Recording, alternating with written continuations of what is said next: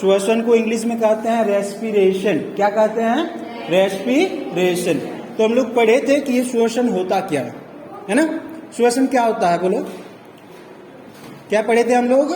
कि हम लोग जो भोजन करते हैं, है ना, तो भोजन से जो ऊर्जा संचित रहता है उसको विमुक्त करने की प्रक्रिया को क्या कहते हैं? श्वसन।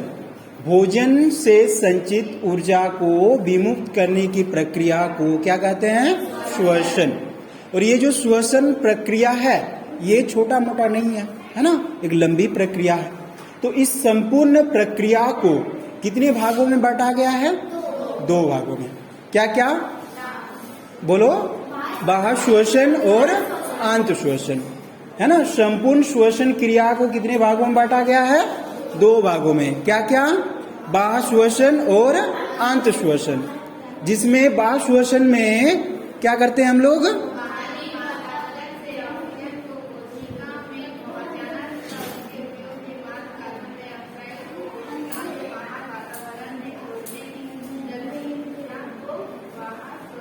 बिल्कुल।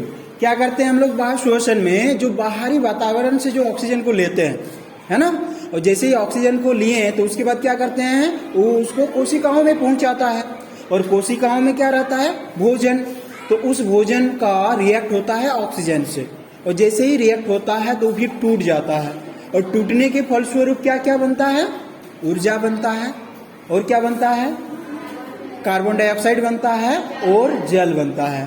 तो जो कार्बन डाइऑक्साइड बनता है पुनः उसको क्या करते हैं हम लोग? रक्त के माध्यम से फेफड़ों में पहुंचाते हैं, और फिर फेफड़ों से शरीर के बाहर, और इसी को क्या कहते हैं? बाह्य श्वसन, है ना। अच्छा, ये जो बाह्य श्वसन है, इस बाह्य श्वसन क्रिया को कितने भागों में बांटा गया है? 2 भागों में। क्या क्या?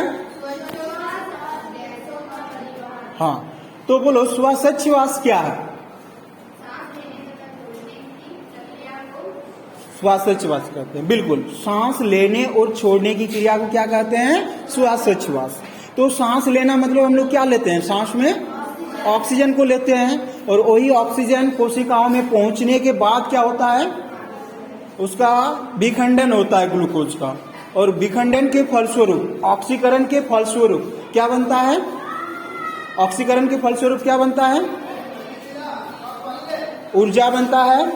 जी जी, यस, ऊर्जा बनता है। और क्या बनता है? कार्बन डाइऑक्साइड और जल, है ना। और दूसरे जो है बाह्य श्वसन का जो दूसरा प्रकार क्या है? गैसों का परिवहन, जिसमें क्या होता है? ऑक्सीजन और कार्बन डाइऑक्साइड रक्त के माध्यम से उसका परिवहन होता है। तो ये सारा चीज हम लोग पढ़ चुके हैं, है ना। आज हम लोग पढ़ेंगे आंत श्वसन। क्या पढ़ेंगे?